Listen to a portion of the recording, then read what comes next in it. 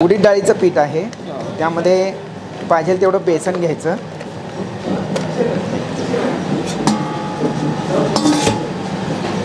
बेसन smash करून घ्यायचं पूर्ण. ओके. त्यामुळे काय होते? त्यामुळे एकसारखेपणा येतो आणि वडा क्रंची राहतो. ओके. बेसन व्यवस्थित स्मॅश झालं जर झाला, पातळ झालं नाही तर तो वडा व्यवस्थित सुटतो आणि तेल राहत नाही.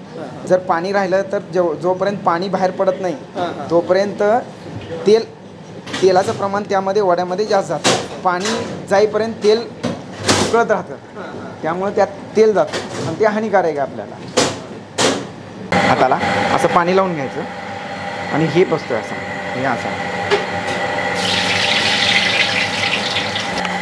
हा क्रंचीपणा येतोय ना, हा बघा.